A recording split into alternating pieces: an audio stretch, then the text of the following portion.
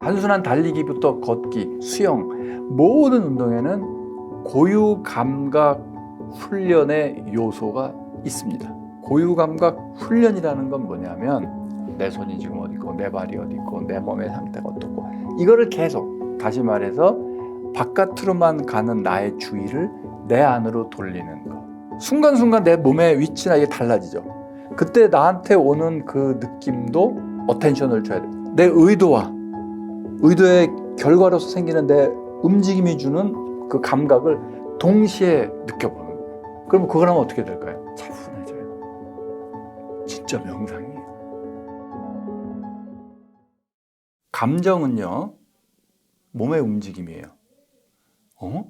막 화나고 짜증나고 막 이러는 거, 막 두려운 거, 불안한 게 몸의 움직임이라고? 네. 다시 한번 강조해서 말씀드립니다. 감정은 몸의 움직임이에요.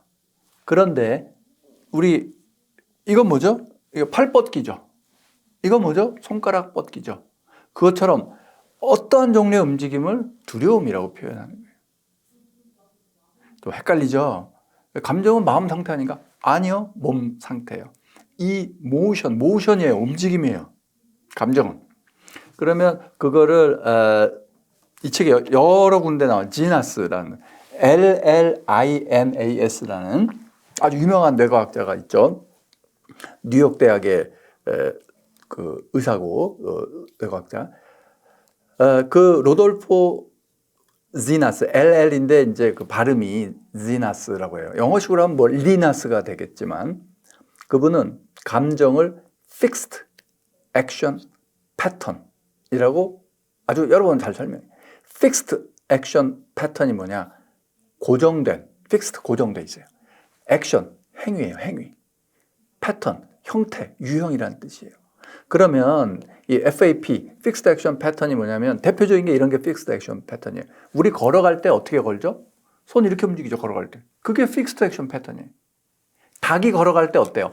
뭐 이러면서 걸어가죠. 그게 Fixed Action Pattern이에요. 음식을 삼킬 때 어떻게 해요? 혀가 이렇게 돼서 우리가 음식물을 꿀떡 삼키죠. 그게 혀의 Fixed Action Pattern이에요.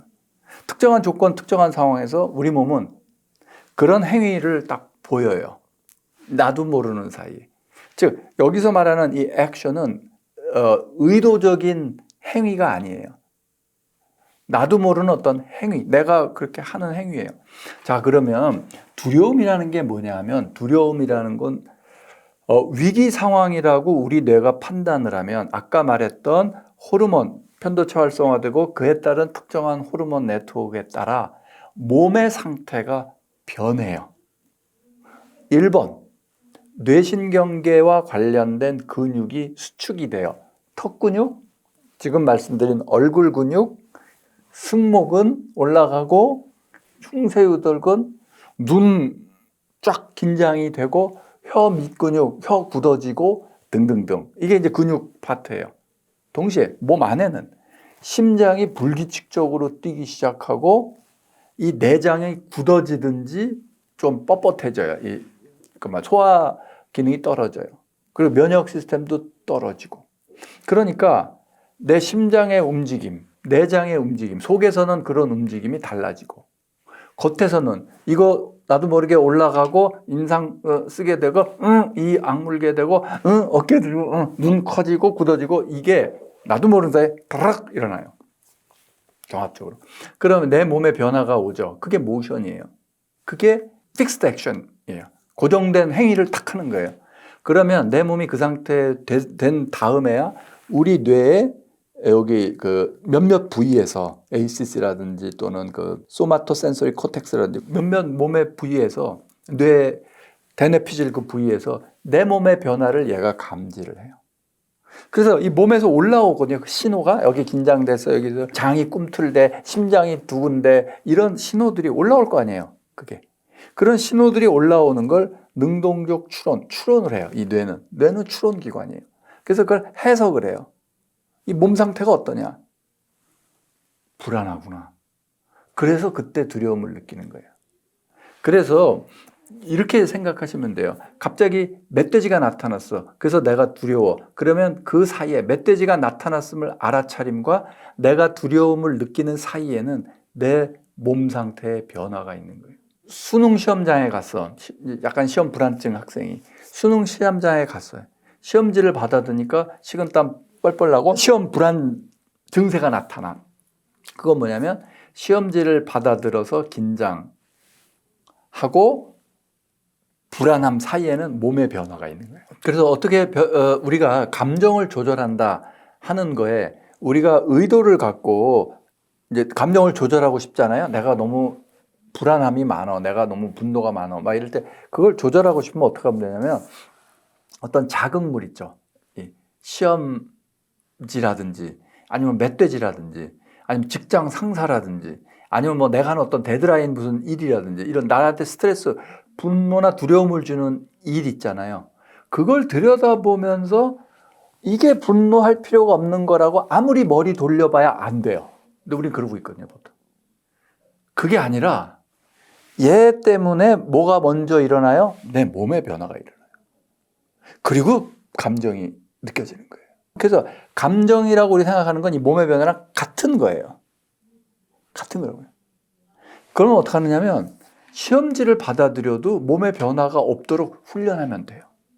시험지를 받아들여도 심장이 계속 천천히 뛰고. 그것도 그런 말씀 있죠. 불안장애 트라우마 환자들한테는 공황장애 환자들한테는 심장약을 처방한다. 기본적으로 심장 천천히 뛰게 하는. 그래서 그건 약으로 되는 거고 약 안 먹고라도 이 심장을 천천히 뛰게 하는 훈련을 우리 얼마든지 할 수 있어요.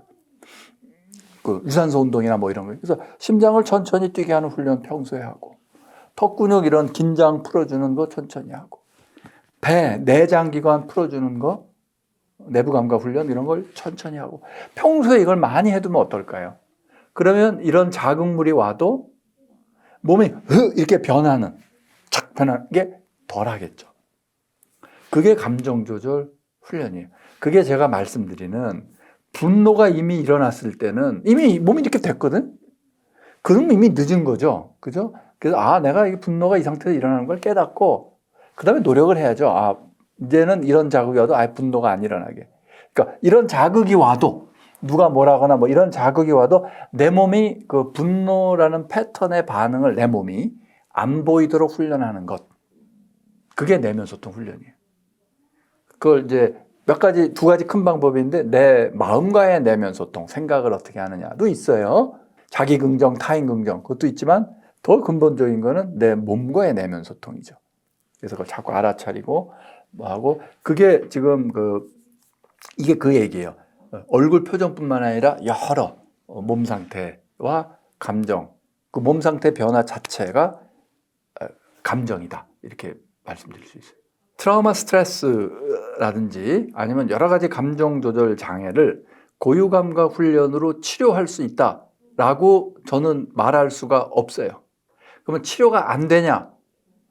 그렇게 딱 잘라 말할 수도 없어요. 다만 이거예요. 뭐냐면 이거 지금 트라우마 스트레스라든지 뭐 불안 장애 뭐 이런 뭐 우울증 이런 건 질병입니다. 정확한 질병 코드가 있는 그 질병 치료에 대해서는 우리나라 의료보험 체계가 지원을 하는 정확한 질병이에요.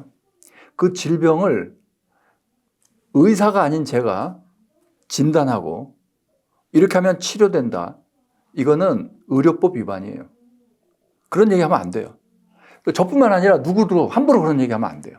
그래서 그건 먼저 정확하게 말씀을 드리고 싶어요.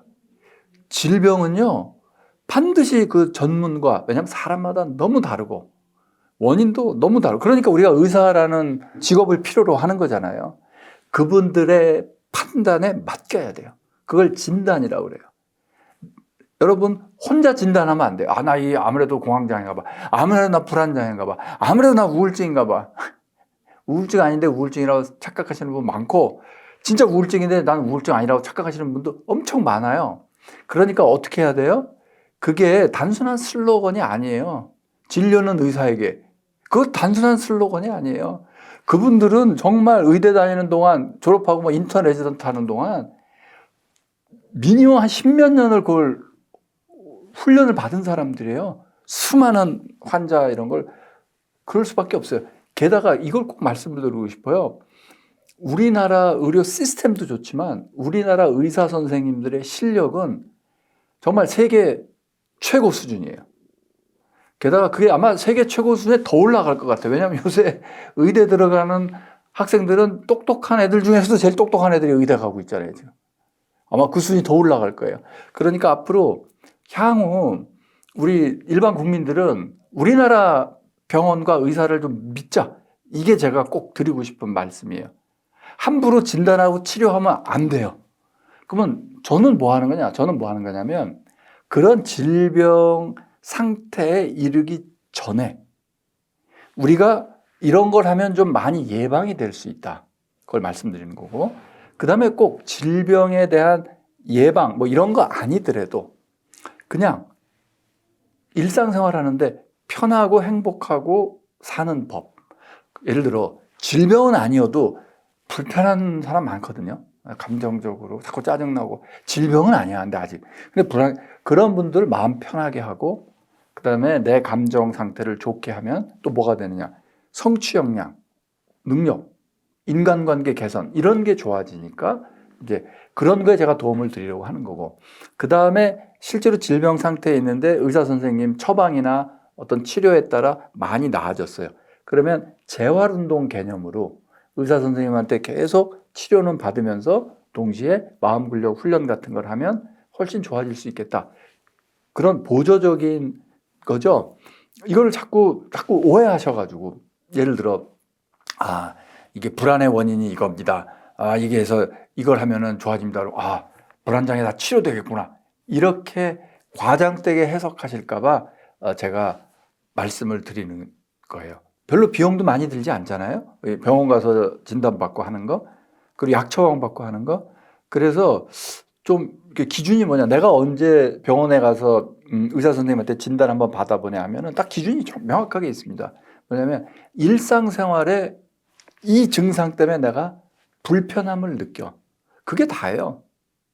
내가 무슨 정신과 병원 간다고 정신질환자냐? 그런 차원이 물론 그런 분도 있겠지만 그런 차원 아니어도 우리가 얼마든지 병원을 활용할 수가 있는 거예요. 내가 일상생활에 불편한데 왜 그걸 참고 있어요? 그래서 일상생활에 불편해. 그럼 한번 가서 진단을 받아보고 만약 의사 선생님이 좀 스트레스 많이 받아서 그렇지 우울증이나 뭐 이런 거 아니에요 라고 한마디 진단을 내려주시면 마음이 훨씬 더 편해지실 거 아니에요. 그거 하는데 의료보험 다 되거든요. 그걸 왜 안 해요? 그래서 꼭 그 의사 선생님을 많이 활용하셔라 하는 거를 이 자리를 빌어 말씀을 드리고 싶습니다. 네. 고유감각 훈련이라는 게 보시면 운동, 뭐 움직이는 것 중에 이건 고유감각 훈련이야. 예를 들어 뭐 제가 보였던 페르시안 빌, 베이스볼 이건 고유감각 훈련이야. 그다음에 나는 덤벨, 아령 운동을 해. 아령은 아닌가 봐. 이건 그냥 운동이니까. 이렇게 생각하실 게 아니에요. 이거 정확하게 또 말씀을 드릴게요. 모든 운동에는 그냥 단순한 달리기부터 걷기, 수영 모든 운동에는 고유감각 훈련의 요소가 있습니다. 왜냐하면 고유감각이라는 건 우리의 팔다리 사지를 움직이는데 필수적으로 동반되는 감각 정보입니다. 내 발이 지금 어디 있고 걸어갈 때 우리 고유감각을 써요. 그런데 그러면 고유감각 훈련이라는 건 뭐냐면 그러한 고유감각에 내 이 뉴럴 시스템이 더 어텐션을 잘 보내는 훈련을 하는 거예요. 내 손이 지금 어디 있고 내 발이 어디 있고 내 몸의 상태가 어떻고 이거를 계속 다시 말해서 바깥으로만 가는 나의 주의를 내 안으로 돌리는 거. 그러면 예를 들어 그냥 이게 이제 아령인데 아령 해서 하나 둘 이것만 한다고 쳐봐요. 그럼 고유감각 훈련이 잘 안 돼요. 그것도 조금은 되겠지만 그런데 어텐션을 주는 거예요. 어디에? 이쯤에 올 때 여기 느낌은 그러니까 좀 천천히 해야 돼요. 여기 느낌은 어떤 상태고 내 손의 위치는 어디나. 보통 펼 때는 이렇게 푹 피잖아요. 그렇게 하는 거 아니에요. 이거 덤벨을 할 때도 이렇게 해서 가면서도 계속 느끼는 거예요. 이때 이 각도에서 내 팔의 느낌, 이 각도의 느낌 하나. 아까 두 번째 할 때랑 차이는 어떻게요? 둘. 그러면 같은 아령을 해도 고유감각 훈련의 요소가 확 올라가겠죠. 그러니까 마치 이런 거예요. 우리가 그냥 정신없이 친구 만나러 막 걸어가. 그런 고유감각 훈련이 잘 안 돼요. 그런데 내 발걸음 하나, 지금 내 발의 위치가 어딨냐? 이때 내 느낌이 어떠냐? 발이 나한테 주는 느낌은? 내 발의 위치는? 이걸 계속 한 발 한 발, 조금 천천히, 약간 천천히 걷겠죠.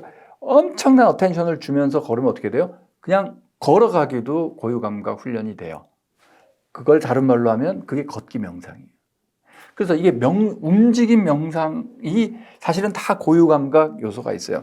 그런데 왜 딱 메이스벨이나 페르시안 밀을 제가 이렇게 강조하냐면, 이거는 아령 같은 건 눈으로 보고 여기만 움직이고 이런 건데, 이거는 더 고유감각에 맡길 수밖에 없는 동작이에요. 무거운 추를 뒤로 그냥 넘겨버려. 그리고 얘가 자연적으로 이 진자 운동이 일어나요. 그럼 어떻게 되냐면 정말 내 온 몸통과 팔다리 여기를 이 페르시안 밀 돌릴 때 이거 이렇게 해야 되나 저렇게 조금 딴 생각하죠. 그 방망이로 뒤통수 여러 번 맞았어요. 엄청 맞게 돼요. 그리고 이거 메이스벨 이렇게 탁 이렇게 돌리잖아요. 탁 와서 이렇게 탁 쓰잖아요. 돌리는 거. 그거 그냥 안 돼요. 처음 하시는 분은 못 해요. 이 중심이 흐트려져서. 그러면 이게 쫙 돌아올 때 순간순간 그걸 느껴서 이 정도면 됐다 해서 이렇게 쫙 잡아내리는 그 느낌을 살려야 돼요. 그래서 엄청 집중이 돼요. 이거는 진짜 집중하자 해야 되잖아요. 근데 이거는 집중하자 안 해도 집중을 아예 안 하면 고유감각이 쫙 명상 상태, 집중 상태에 빠지지 않으면 이게 잘 안 돼요. 그래서 그 페르시안 밀 이거 방망이 2개 돌리는 걸 아예 이름이 페르시안 요가. 이 메이스벨은 인도 요가 수행자들이 하던 운동. 여러 동작이 있을 텐데 왜 요가 수행자들이 자꾸 뒤로 돌리는 걸 했을까요? 그때 더 집중이 생기고 마음이 차분해지고 감정 컨트롤이 되고 이거 아마 체험으로 느꼈어서 그럴 거다. 이렇게 말씀을 드릴 수 있겠습니다. 그리고 이제 그 소마틱 운동 중에 이제 그게 운동이야? 하는 것 중에 하나가 이제 그게 있습니다. 그 펠든크라이스 메소드라는 게 있고 알렉산더 테크닉이라는 게 있어요. 그러니까 알렉산더라는 분이 이거를 만든 거예요. 나를 연구하고 자세를 똑바로 잡고 어떻게 이렇게 하는 그게 엄청난 소매틱 운동이에요. 여기서 말하면 소매틱이라는 건 소마라는 건 뭐냐면요. 우리 몸 그러잖아요. 그런데 이게 상당히 달라요. 몸이 뭐냐면 내 몸은 완전 두 차원이 있어요. 그게 뭐냐면 피지컬 바디 이게 물리적인 존재로서의 몸이 있고요. 소매틱 바디, 그 주관적인 내 몸이 있어요. 좀 어려운데 이렇게 얘기하면 돼요. 내가 보는 내 몸이 소마고요. 남이 보는 내 몸이 피지컬 바디예요. 그냥 바디예요. 몸이에요. 남이 보는 내 몸. 그래서 뭐 뱃살이 나왔네 안 나왔네. 그럼 거울로 비춰 보이는 내 몸. 그건 남이 보는 내 몸이에요. 그거 말고 거울 같은 거 없이 그냥 눈 감고 있을 때 이렇게 내 몸을 느낄 수 있죠. 어디가 어떻게 편안한가, 뭐 어디가 어떻게 됐나. 그게 고유 감각으로 올라와서 형성되는 내 바디 이미지, 움직임의 이미지예요. 그래서 이 소매틱 운동을 하면 의도와 결과 간의 괴리가 점점 좁혀질 수 있어요. 나도 모르게 걷는데 삐딱하게 걷고 한쪽으로 이렇게 끼우쳐 있고 일어나 보세요. 일어나는 자세 다 다르고 똑바로 가보세요. 똑바로 간다고 하는데 뭐 삐딱해요. 다 그렇거든요. 거의 다 그래요. 움직임의 의도가 있죠. 나 이래야지. 그 다음에 그게 이제 착착착착 내려와가지고 내 몸이 실제로 움직이는 그 패턴이 우리가 어떤 습관이나 잘못된 자세나 잘못된 버릇 때문에 왜곡돼 있는 경우가 많아요. 그게 결과적으로 나중에 불쾌한 감정이나 통증으로 올라오게 되죠. 그래서 그거를 바로잡는 대표적인 게 알렉산더 테크닉, 그다음에 펠덴크라이스 메소드 이런 거예요. 그리고 거기에 이제 추가할 수 있는 게 제가 말씀드린 뭐 무거운 거 뒤로 돌리는 고대 진자 운동. 그다음에 거기에 또 추가할 수 있는 게 타이치, 태극권이라고 하는 거. 그 태극권은 이 내부 감각, 장에서 올라오는 이 감각 신호도 굉장히 중요시하고요. 그걸 뭐 기라고 부르든 뭐라고 부르든 이거 굉장히 중요시하고, 그 다음에 몸의 형태라든지 각도에 굉장히 그 주의를 많이 집중합니다. 예를 들어 의도와 결과의 괴리, 그거를 좁히려고 실제로 움직이면서 노력을 합니다. 팔을 뻗을 때 내 뻗는다는 의도가 어떻게 반영되는지, 보통 이거 팔을 이렇게 뻗으면 의도만 이렇게 뻗잖아요. 태극권적인 그런 움직임이 뭐냐면, 이거 뻗으면서 뻗을 때 요 순간순간 내 몸의 위치나 이게 달라지죠.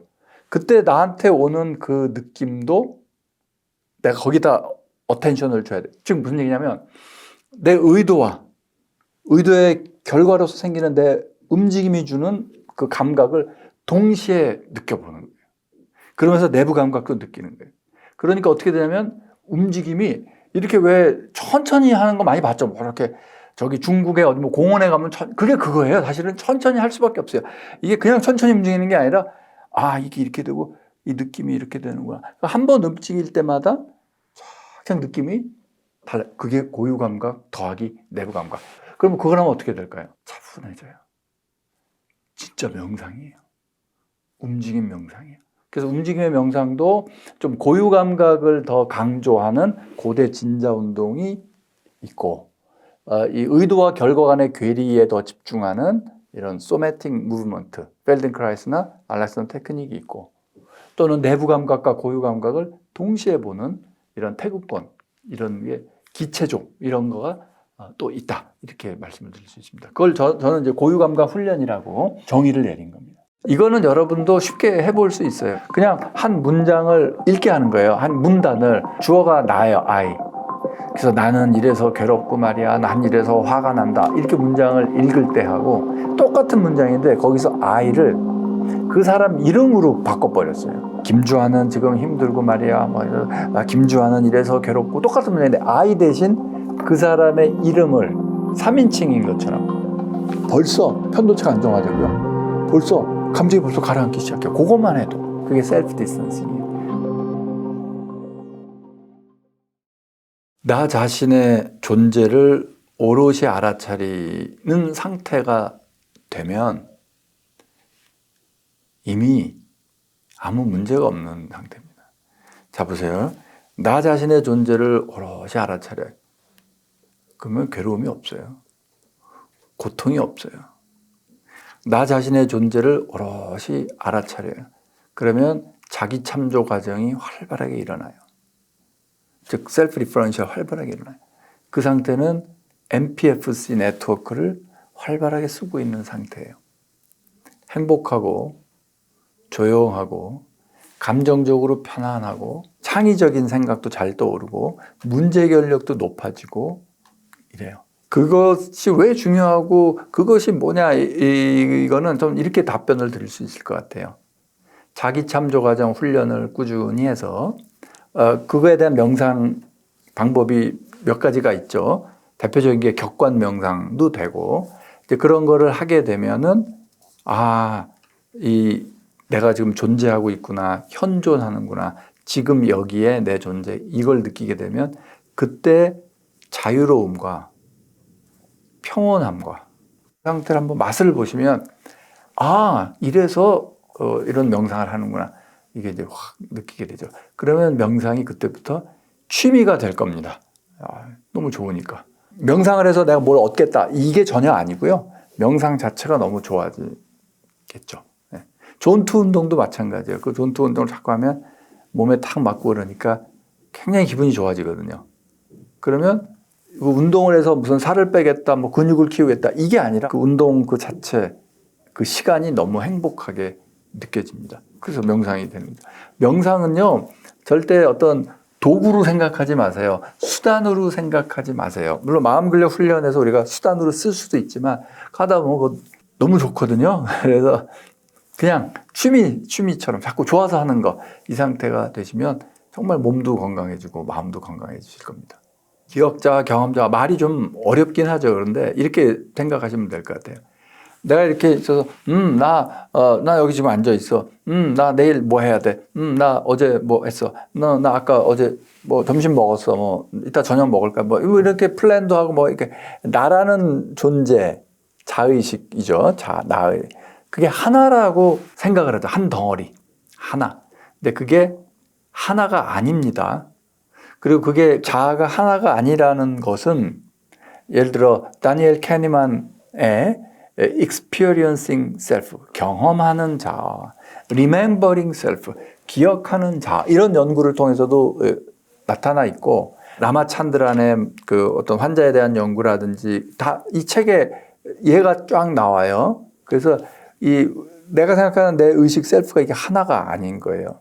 이런 연구도 있죠. 이게 시스템이 여러 개가 있는데 하나가 이렇게 쫙 장악하고 있다가 얘 물러가면 그 다음에 올라와서 또 얘가 장악하고 있어요. 그럼 어떻게 되냐면 얘랑 얘는 다른 애인데 다른 셀프인데 내가 느끼기는 계속 어떤 하나의 존재가 쭉 가고 있기 때문에 나는 하나다 이렇게 그런 느낌을 받을 뿐이죠. 그래서 셀프가 여럿이다라는 거는 맞는 얘기인 것 같아요. 그런데 구체적으로 그 셀프가 여럿인 거가 뭐냐에 대해서는 이론이 조금씩 다 달라요. 그래서 그 여러 가지가 예를 들면 마틴 부버에도 또 셀프가 I thou가 있고 I it 있고 뭐 이런 것도 좀 셀프가 다른 거고 다 여러 그 관점에서 사람의 셀프를 여러 개 이렇게 하는 거죠. 그래서 저는 그걸 좀 이렇게 정리를 해서 그런 이론들을 이렇게 좀 정리를 해서 그러면 경험자라는 거 데니엘 캐니만식으로 지금 경험하고 있는 셀프 한 덩어리가 있을 수 있고 그 다음에 기억자 이걸 또 다른 말로 separate self 개별자라고도 표현합니다. 또는 그냥 우리가 생각하는 셀프 아이덴티티 자아 정체성 나는 누구야 할 때 흔히 진짜 나는 누구인가 라마나 마흐르시 같은 그 진짜 철학적인 그게 아니라 그냥 보통 우리가 생각하는 나는 누구야 나는 뭐야 이거 그게 기억자하고 그게 separate self고 그걸 흔히 이고라고도 하는 그 덩어리. 그래서 지금 현재 막 벌어지는 경험자 한 덩어리, 그 다음에 우리 안에 일화 기억, 에피소딕 메모리로 쌓아있는 기억자 한 덩어리. 이 기억자가 그거예요. 너 누구야? 저는요 어디서 태어났고요. 고향은 어디고요. 초등학교 어디 나왔고요. 고등학교 때 어디 뭐 했고요. 막 이런 이거 하고 있잖아요. 그게 지금까지 이게 나예요라고 한 거. 그 덩어리를 제가 나라고 생각하죠. 그게 기억자예요. 그게 separate self예요. 그게 에고예요. 그래서 그게 잘났다는 거예요. 그래서 거기에 집착하면 그게 아집이 되는 거예요. 보통 이거예요. 그래서 이게 이 덩어리고 그거 말고 지금 우리가 예를 들어 막 식사를 해요. 야, 그 맛 어떠냐? 와, 이거 지금 진짜 맛있다. 이거 간다든지 아니면 음악을 들어. 와, 이 음악 너무 좋다. 그건 뭐냐면 지금 막 벌어지고 있는 걸 내가 막 경험하면서 그때도 셀프라는 걸 좀 느끼죠. 근데 그 셀프는 이 기억자로서의 셀프랑은 굉장히 다른 셀프예요. 펑션도 다르고요. 그런 거에 대해서 연구하고 한 게 다니엘 카니만 연구고 다른 학자들도 그런 비슷한 걸 많이 해요. 즉 내가 지금 경험하고 있다고 생각하는 이거고 그러면 내 경험하고 있는 게 스토리텔링이 돼가지고 계속 이 기억자로 이렇게 입력이 돼서 쌓아지는 거예요. 그래서 오늘 하루 저는 이런 인터뷰를 하잖아요. 그럼 이 기억이 내 기억자로 이제 들어가겠죠. 난 인터뷰도 한 사람이야. 이제 이게 되는 거죠. 근데 지금 인터뷰하고 있는 지금 이 순간에는 뭔가를 경험하고 있는 거지 얘 자체가 아닌 거예요. 그래서 일단 경험자와 기억자는 분명히 이렇게 나눠질 수 있죠. 이해가 될 수 있을 거예요. 그래서 보통 명상을 한다면 자꾸 이 경험자를 강조하는 거예요. Here and now. 지금 여기 있어. 야, 네 호흡에 집중해봐. 이걸 하는 거예요. 그리고 이 셀프, 이 기억자, 그거는 진짜 네가 아니야. 그건 네 이름이지. 그건 네 경력이지. 이건 네가 여기에 자꾸 얽매이면 안 돼. 이것 때문에 너 자꾸 우울하고 이것 때문에 너 자꾸 분노 나오고 그러잖아. 그러지 말고 이거에서 좀 이걸 바라보면서 경험자에 집중을 해. 그게 보통 이제 명상하는 거죠. 근데 거기서 이걸 잘 들여다보면 뭐가 있냐면 이 경험자도 진짜 나가 아니다라는 걸 알게 돼요, 우리가. 그래서 제가 한때 그런 설명을 들었어요. 자, 여기 볼펜이 이렇게 있어요. 내가 갖고 있는 이게 내 볼펜이에요. 이 볼펜. 이게 내가 마음대로 할 수 있는 볼펜이에요. 내 손 안에 있어요. 그러면 얘는 내 일부예요? 아니지. 이거는 내가 갖고 있는 볼펜이지. 그렇죠? 이건 내 책이지. 예? 이거 내가 썼어. 이거 내 책이야. 이거 내 책. 이건 내 볼펜이야. 내가 갖고 있는 거. 이건 내 손이야. 다 이렇게 할 수 있죠. 그러면 이게 난가? 볼펜이 난가? 내 손이 난가? 아니에요. 그럼 나는 뭐지? 이게 볼펜이구나를 알아차리는 인식 주체가 있어요. 이게 책이구나라는 걸 알아차리는 인식 주체가 있어요. 아, 그 인식 주체. 그거는 주체이기 때문에 보는 주체고 알아차리는 주체지 알아차림의 대상이 안 돼요. 다시 말해서 잘 보세요. 이 기억자는 설명이 가능해. 아, 여기 김주환이라는 인간은 말이야. 몇 년도에 태어나서 말이야. 고등학교 어디 다니고 말이지. 대학교 어디 다니고 말이야. 이 설명이 가능해. 그 생긴 건 어떻게 생겼고 막 이렇게. 근데 그거를 알아차리는 이 인식 주체로서의 자아는 생긴 게 없어요. 그런 설명이 불가능해. 아니, 그 객관적으로 날 놓고 보면, 객관적으로 날 놓으면 보이는 거 이거예요. 이거. 객관적으로 날 놓고 보자면 할 때 보는 주체가 그게 배경, 백그라운드에 있는 배경자. 그래서 배경자는 묘사 불가해요. 아니, 그래도 당신은 남자잖아. 성별 남자잖아. 아니, 내가 남자구나. 그러면 이 기억자 얘가 남자인 거지. 알아차림의 주체는 남자도 여자도 이런 거 아니에요. 나이도 상관없어요. 왜냐하면 얘는 고등학교 때부터 지금까지도 계속 있는 거예요. 고등학교 때는 이게 장자구나 알아차렸고, 이게 그럼 알아차리고, 이게 나는 지금 교수구나, 나는 학생이었구나, 나는 교수구나, 뭐 하는구나. 이거 얘는 알아차림의 주체지 대상이 아니에요. 그래서 텅 비어 있어요. 그래서 그냥 백그라운드예요. 그래서 배경자예요. 그리고 내가 맛있는 걸 먹고 있으면서도 내가 음식을 먹고 있어를 우리가 알아차리잖아요. 그럼 먹고 있는 내가 있고 먹고 있음을 아는 내가 있어요. 그 배경에서 뒤에서 아는 그 자. 그래서 이렇게 세 덩어리가 있게 된다.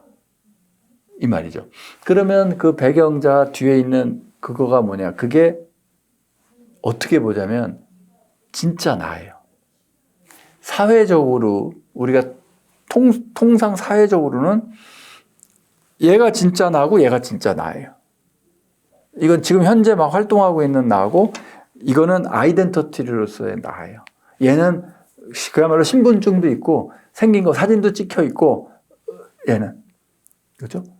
그런데 이게 진짜 나가 아니라 바라보는 나 진짜 나예요. 왜냐하면 이 기억자 얘는요 언제같이 얘는 30살짜리도 있었고 20살짜리도 있고 다 난데 온 게 진짜 난데 바라보는 게 알아차리는 게 나예요. 그래서 조금 어렵죠? 그래서 거기서 조금 더 들어가서 좀 더 사실 그러면 그 인식 주체와 내가 어떻게 좀 하나가 되나? 그래서 인식 주체를 알아차리자. 가면서 봐. 인식 주체는 어떻게 생긴 놈일까? 막 하는 순간 안 되는 거예요. 왜냐하면 어떻게 생긴 놈일까? 어떤가 하면 자꾸 인식 대상으로 삼으려고 그러거든요. 아니, 그거를 알아차리는. 근데 그건 너무나 어떻게 보자면 가까이 있고, 너무나 우리가, 이건 내 볼펜이야. 할 때, 나는 이게 내 볼펜이라는 걸 알아차리고 있어. 라는 거, 이거는 너무나 명확하잖아요. 근데 그 알아차림의 주체는, 설명 좀 해봐. 거의 불가능해요. 이거 간접적으로 이렇게 얘기하는 거예요. 묘사가 불가능하죠. 배경자는 그 자체가 알아차림이에요. being aware 하는. 이거는 자기 참조 과정은 뇌과학적인 그 개념이에요. 우리가 보통은 레퍼런스나 어떤 이렇게 리퍼 이렇게 가르친다고 하죠. 저거 이렇게 즉 내 어텐션이 내 주의가 이게 바깥으로 가잖아요. 저긴 카메라가 있네. 저긴 PD님이 있네. 여긴 내 노트북이 있네. 이렇게 자꾸 바깥으로 가잖아요. 근데 그거를 돌려가지고 내가 나의 몸이라든지 상태를 알아차릴 수가 있죠. 그때 내가 나에 대한 정보를 처리할 때 그걸 셀프 리퍼런셜 프로세싱이라고 하는데 그거 할 때 뇌 활성화 패턴이나 이런 게 바깥의 사물을 처리할 때랑 상당히 달라요. 그래서 내가 나를 이렇게 처리할 때 보면 그게 디폴트 모드 네트워크랑도 상당히 겹치고 그 다음에 우리가 원하는 MPFC 네트워크 그게 강화시켜야 마음 근력이 편한 전환 이건 여러 번 설명드렸잖아요. 편도체 안정화하고 MPFC 활성화되는데 이 MPFC 활성화되는 그 상태가 이 셀프 리퍼런셜에서 많이 나타나요. 그래서 내가 나를 보게 되면 MPFC 네트워크도 싹 활성화가 돼요. 그래서 나에 대한 정보 처리 이게 명상의 굉장히 중요한 요소고요. 그 다음에 그걸 나에 대한 정보 처리가 안 되는 상태에서 자꾸 어떤 감정적인 고통이나 통증이나 이런 게 자꾸 이렇게 올라오게 되는 거죠. 그래서 그걸 한번 체계적으로 내가 나를 잘 들여다보자 하는 게 온갖 명상 전통이라고 볼 수가 있어요. 자, 그러면 내가 나를 들여다보려면 첫 단계로서 첫 단계 이걸 보려면 이렇게 내가 얘랑 나랑 구분하고 좀 떨어져 있어야 되거든요. 근데 보통 사람들은 이 물건이 다 이게 떨어져 있거든요. 근데 내가 나를 돌이켜 본다고 거울로 보는 거는 그냥 이미지에 불과한 거고 얼핏 당황스럽게 느껴져요. 잘 안 된단 말이죠. 그럴 때 어떻게 하느냐? 셀프 디스턴싱이라는 걸 하는 거예요. 셀프 디스턴싱은 이미 그러니까 나와의 거리두기 디스턴스 왜 사회적 거리두기 그런 거 하잖아요. 소셜 디스턴싱처럼 셀프 디스턴싱 나와의 거리두기를 한번 해보자. 그래서 나를 좀 객관화시켜 보자. 이건 아직 알아차림 단계는 아니에요. 그냥 나란 인간이 좀 뭐 어떤가 이거 보자. 이걸 하면은 벌써 편도체가 안정화되고요. 감정이 가라앉기 시작해요. 그것만 해도 아주 완전한 셀프 리퍼런셜이 아니라 그래서 첫 단계로서 나 자신과 거리두기는 좀 쉽게 할 수 있거든요. 깊은 명상 상태에 가지는 않더라도. 그래서 책에 소개된 게 일단 크로스 교수 아마 이름이 그럴 텐데 크로스 교수 그 팀에서 셀프 디스턴싱 심리학자예요. 연구를 많이 할 거예요. 그래서 사람들한테 셀프 디스턴싱을 시키니까 쫙 가라앉더라. 이런 거를 많이 발표했는데 대표적인 게 이거예요. 그냥 한 문장을 읽게 하는 거예요. 한 문단을. 그럼 거기 뭐냐면 주어가 나예요. I. 그래서 나는 이래서 괴롭고 말이야. 난 이래서 이게 힘들었고 난 이래서 화가 난다. 이렇게 문장을 읽을 때 하고 똑같은 문장인데 거기서 I를 그 사람 이름으로 바꿔버렸어요. 그러니까 제가 그 문장을 읽는데 김주환은 지금 힘들고 말이야. 김주환은 이래서 괴롭고 똑같은 문장인데 I 대신 그 사람의 이름을 3인칭인 것처럼 이렇게 하게 했어요. 그랬더니 확 상태가 덜 괴로운 거예요. 편도체가 말하자면 덜 활성화되는 거예요.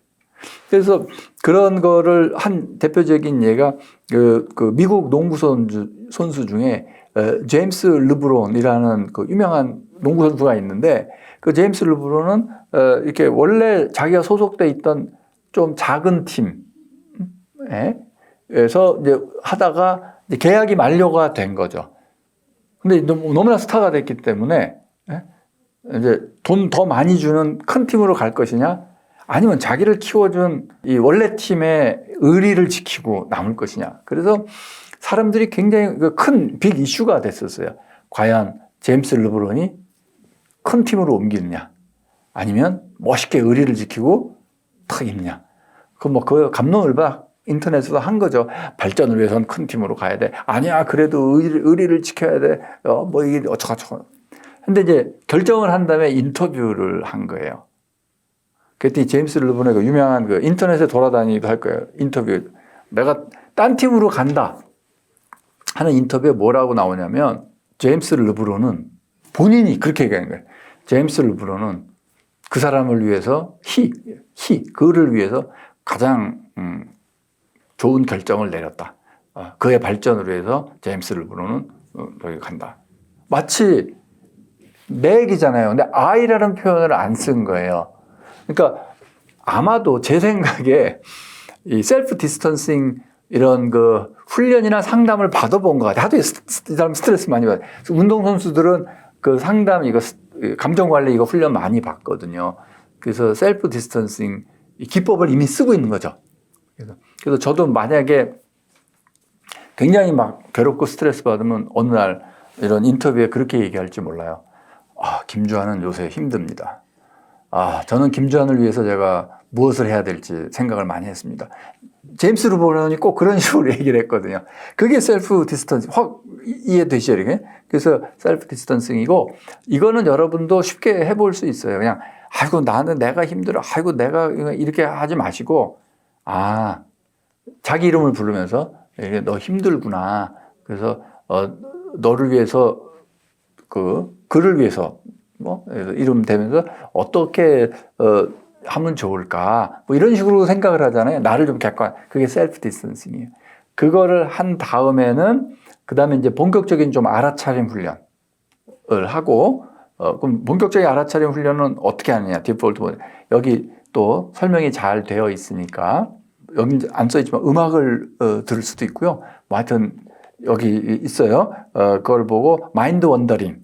마인드 원더링도 좋은 마인드 원더링이 있고 아닌 원더링도 있고, 그건 여기 책을 보시면 나올 거고요.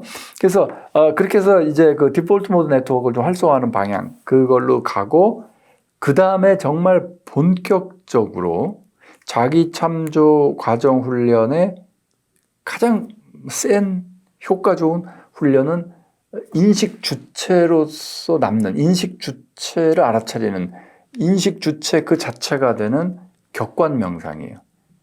격관 명상은 간격을 본다 이런 뜻인데, 한마디로 텅 빈 걸 보는 거죠. 처음부터 텅 빈 걸 어떻게 볼 수 있겠어요? 텅 빈데 어떻게 봐요? 아무것도 없는데. 그러니까 두 대상을 정해놓고 여기에 집중, 여기에 집중. 요 사이가 있다고 치면 여기에 집중. 그거 되죠? 여기에 집중. 근데 떨어져 있죠. 여기에 집중하다가 일이 가면서 요 사이에 텅 빈. 얘도 아니고 얘도 아닌 아무것도 없는. 거기에 점점 주의를 집중하는 거예요. 왔다 갔다 왔다 갔다 하되 여기. 이게 무슨 소리야? 뭐 어떻게 하냐? 호흡으로 먼저 할 수 있어요. 들숨, 날숨. 호흡 훈련은 숨이 들어오네 들숨. 이거 들숨에 집중해야 돼요. 날숨 집중해야 돼요. 근데 들숨이 날숨으로 전환되는 그 간격이 있잖아요. 거기에 집중하는 거예요. 거기엔 대상이 없어요. 들숨도 없고 날숨도 없어요. 그게 한 방법이고, 또는 걸어 다닐 때도 할 수 있어요. 아까 걷기 명상. 왼발 디뎠죠. 그다음에 오른발 딛죠. 그럼 체중 이동이 어딘가 일어나요. 내 체중이 왼발도 아니고 오른발도 아닌 점이 있어요. 그런데 집중한다. 아니면 내 팔을 흔들죠. 그럼 내 팔이 뒤로 가, 앞으로 가. 그러면 뒤로 가는 덩어리, 앞으로 가는 덩어리의 그 사이.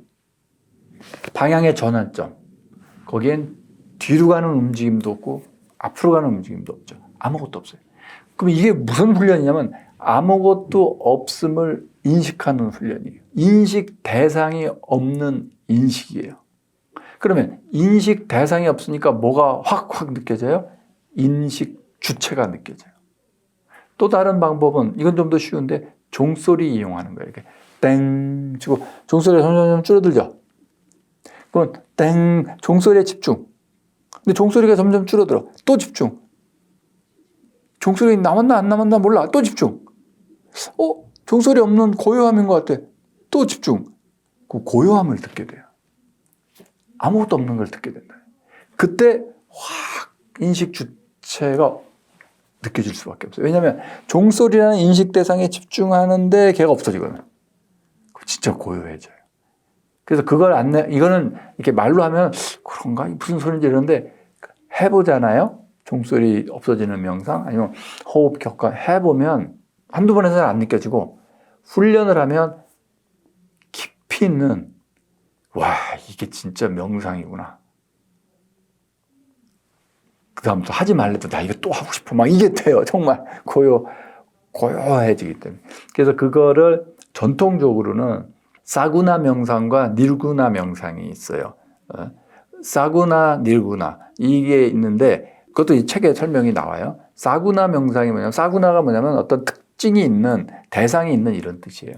그래서 보통 명상할 때 뭐 빛을 바라보면 빛 명상, 무슨 소리를 듣는 소리 명상, 차 마시면서 차 맛, 향과 뭐 맛은 이게 다 어떤 대상에 집중하는 거거든요. 그게 사구나 메디테이션이에요. 예를 들어 화두를 든다. 이못고 그것도 사구나 메디테이션이에요. 어떤 대상, 어떤 질문, 어떤 거 계속 집중하는 거예요. 사구나 메디테이션. 근데 그거 반대가 뭐냐면 어떠한 형태도 없고 그걸 다른 말로 seedless meditation이에요. 씨앗이 없는 아무것도 없는 거예요. 그걸 니르구나 메디테이션이라고 그래요.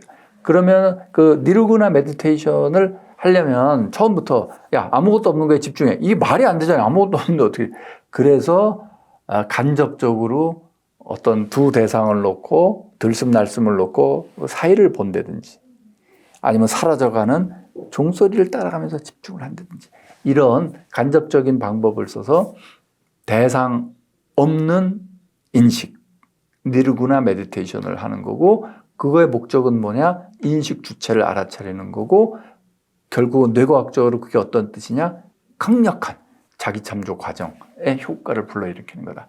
이렇게 말씀드릴 수 있습니다. 그래서 이게 단계별로 이렇게 됩니다. 220배기 자기 나이. 예를 들어 60세다. 220에서 60배니까 내 최대 심박수가 160이겠구나. 160에 곱하기 0.7을 하면 얼마죠?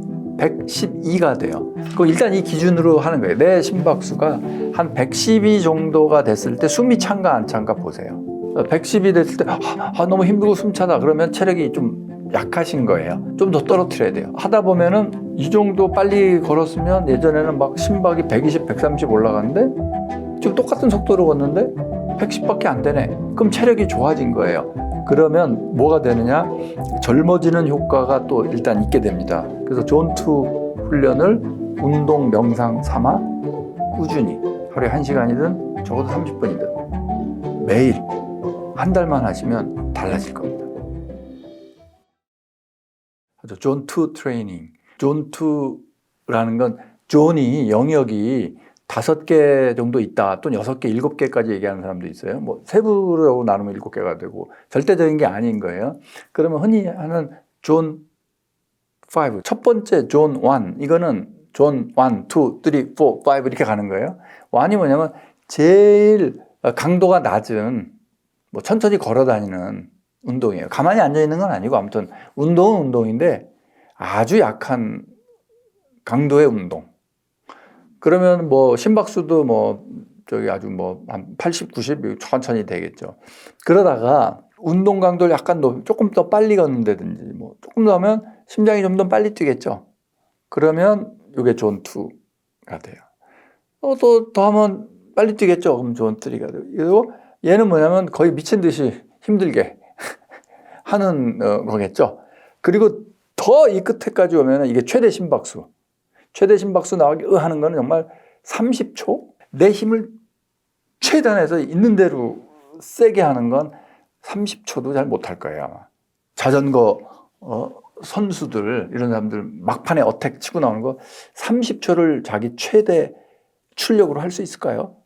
뭐 할 수도 있겠죠. 어떤 사람 1분까지도 할 수 있겠죠. 하지만 그거는 정말 센 사람들인 거죠. 그러니까 이게 쭉 나누면 어떻게 되냐면 가장 약한 운동부터 둘, 셋, 넷. 그러면 존2 운동은 뭐냐? 두 번째 단계. 그러면 두 번째 단계 이게 왜 좋으냐? 그거를 먼저 잘 설명을 드릴게요. 존2 운동에 대해서 굉장히 질문을 많이 하셔서 개념을 지금 정확하게 말씀을 드리겠습니다. 자, 원래 유산소 운동, 무산소 운동, 보통 무산소 운동이라고 안 그러고 근력 운동이라고 표현들을 하는데 사실 무산소 운동이에요. 유산소 운동, 무산소 운동 있잖아요. 유산소 운동, 그걸 에어로빅, 아나에로빅 이렇게 돼 있죠. 에어로빅이 뭐냐? 산소 들여 마시는 운동이라는 거예요. 그러면은 우리가 몸을 움직이면 이 근육, 이 시스템이 산소를 쓸 거 아니에요? 빨리 호흡을 해서 산소를 여기다 세포에다, 근육 세포에다 공급을 해야 돼요. 근데 더 빨리 뛰어. 그러면 내가 들이마셔가지고 내 폐에서 산소를 헤모글로빈에 실어가지고 세포에 보내는 그 속도나 그 효율보다 지금 더 힘든 일, 더 빨리 달리기를 지금 힘들어야 되면 어떻게 돼요? 더 많이 산소를 쓰는 거예요. 그러면 어떤 일이 생기냐면 산소 공급량보다 산소 소비량이 순간 많아지겠죠. 그러면 그때 어떤 일이 벌어져요? 숨찬 일이 벌어져요. 이게 뭐냐면 우리 자동적으로 내 근육에서 야 산소 더 내놔. 그러니까 그래도 안 되니까 막 이렇게 왜 갑자기 등산 갈 때 갑자기 계단 올라가면 이렇게 조금 그게 그건 거예요. 그래서 순간적으로 산소 고갈이 생기고 근육에 쉽게 설명하면 쫙 없어지고 그래서 그게 산소 부채가 된다고 해서 빚을 지는 거죠.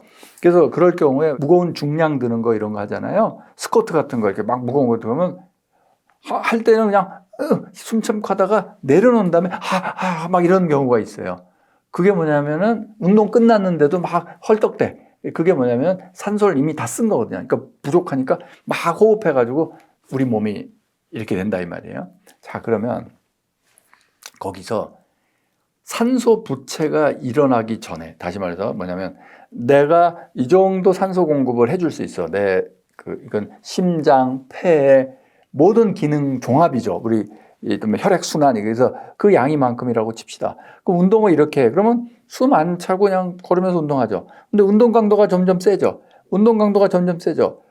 여길 넘어서부터는 산소 소비량이 높아지는 거예요. 헉헉대기 시작하는데 사실 그때 무슨 일이 또 일어나냐면 젖산, 락테이트, 젖산이 이 근육 내에 쌓이기 시작합니다. 그래서 젖산이 생기면 통증을 유발한다, 뭐 젖산은 나쁜 거다 이렇게 좀 잘못 알려졌는데 요즘 연구에 따르면 젖산은 통증을 완화해주기 위해서 이 근육 손상을 방지하기 위해서 분비되는 거고 또 젖산 자체도 또 에너지원으로 쓰여지고 뭐 이래서 젖산이 쌓인다는 것 자체는 지금 너무 이 근육을 많이 쓰고 있어서 이걸 도와주려고 분비되는 거지. 그래서 그 결과 젖산이 쌓이는 거지. 그 젖산 자체는 이렇게 나쁜 게 아니라고 합니다. 어쨌든 그 젖산이 쌓인다는 건 뭐냐면 이미 산소 부채가 생긴다는 거예요. 그러니까 내가 지금 들여 마시는 호흡하는 이 공급량으로 좀 모자란다. 이렇게 되는 거죠. 그 상태로 넘어가기 전에, 즉, 그것을 락테이트 threshold라고 그래요. 젖산 역치. 젖산이 쌓이는 강도를 넘어가기 직전 상태. 그게 어떻게 되는 거냐면, 그 상태는 뭐냐면, 내가 지금 호흡을 하고 있는 거랑 내 근육, 내 몸의 시스템이 소비하고 있는 거랑 그 산소량이 딱 균형을 이루는 거예요. 그래서 존2 운동이라는 건 사실 존이니까 이만큼 될 거 아니에요? 운동 강도가. 이게 존1이면 여기가 존2, 여기가 존3잖아요. 존2 운동을 한다는 건 존2의 최상단, 즉 존3로 넘어가기 전, 그 단계에서 계속, 그 강도로 계속 운동을 하는 거다. 이렇게 이해하시면 됩니다. 그러면 그거는 경계선이거든요. 야, 조금만 더 세게 하면은 내 신체가 감당을 못해서 산소 부채가 젖산도 쌓이고 이게 되는 거고 좀 내려가면은 너무 좀 편안하게 운동할 수 있는 거고 그래서 여기도 사실은 편안하게는 느껴집니다. 상당히 약한 강도예요, 요게. 왜냐면 우리 좀만 달려도 헉헉 되잖아요. 이미 헉헉 되면은 이게 다 넘어간 거예요. 그래서 그렇게 많이 헉헉 되지 않게 아주 살짝 헉헉 들랑말랑 할 정도. 그래서 운동을 안 하시던 분들은 달리기 하면 무조건 넘거든요, 존2가. 그래서 그냥 빨리 걷는 정도? 운동을 정말 안 하셨던 분들은 천천히 걸어도 존2 다 돼요, 그냥. 좀만 빨리 걸으면 헉헉 돼버려요. 그래서 사람마다 달라요. 존2가 빨리 걷는 거냐, 달리는 거냐, 상당히 빠른 거냐. 이거는 제가 말씀을 드릴 수 있는 게 아니에요. 그거는 사람마다 다 다르다. 그럼 사람마다 다른데 그러면 어떻게 대략적으로라도 아냐. 이걸 정확하게 알려면요. 운동하는 내내 실시간으로 내 몸에 쌓이는 젖산을 측정해야 돼요. 락테이트를 측정해야 돼요. 그거 굉장히 기기도 비싸고 막 혈액 뽑아가지고 측정해야 돼요. 굉장히 어렵거든요. 그래서 그걸 뭐 간접적인 방법으로 근육 내 산소 포화도, 보통 피 속에 있는 산소 포화도 말고요. 근육 내 산소 포화도를 측정한다든지 뭐 이렇게 해서 할 수도 있고, 그것도 기기도 좀 비싸고 불편하고 이럴 수 있어서 더 쉬운 방법은 뭐냐면 그냥 대략 이렇게 하면 돼요. 대략 최대 심박수. 최대 심박수는 뭐예요? 우리가 내 심장이 가장 빨리 뛸 수 있는 최대 심박수. 엄밀하게 말하면 최대 심박수도 한번 정말 빨리 뛰었다 쉬었다 빨리 뛰었다 쉬었다 하면 내 심박수가 어디까지 올라가냐. 정말 괴롭죠. 그거 해봐야 내 최대 심박수를 알 수 있어요. 최대 심박수 측정하는 법은 인터넷에도 많이 나와 있어요. 여러 가지 방법이 있어요. 아무튼 진짜 기를 쓰고 달려가지고 힘들게 좀 쉬었다 또 달리고 막 이래가지고 몇 번 반복해서 얘를 어디까지 올려보느냐 하는 거죠. 그래서 최대 심박수 나오는데 너무 힘드니까 220배기 자기 나이 이렇게 하는 방법도 있어요. 그러면 나 20살이다. 그러면 220에서 20배니까 200 대략. 나 30살이다. 그러면 220에서 30 빼면 190. 즉 분당 심박수가 분당 190번 뛰고 뭐 이런 거를 얘기하는 거죠. 분당 심박수가 몇 번이냐 이거를 지금 하는 거예요. 만약에 내 나이가 50이다. 그러면 220에서 50 빼니까 170 이렇게 되는 거죠. 그런데 그 분당 심박수가 170이다 하는 거는 대략적인 기준이에요. 내가 나이가 50인데 내가 맨날 운동하고 내 심장 상태가 아주 건강해. 그럼 최대 심박수가 더 올라갑니다. 즉 그분은 220에서 나이를 뺐잖아요. 50을. 그럼 170이잖아요. 근데 좀 더 해줘야 돼요. 180 해도 되는 거예요. 그러니까 무슨 얘기냐면 그분의 최대 심박수는 180일 수도 있어요. 그래서 본인이 이제 운동을 해보는 수밖에 없고요. 실제로 이렇게 운동할 때 밴드 같은 거 시계나 뭐 이런 걸 차면서 할 수도 있잖아요.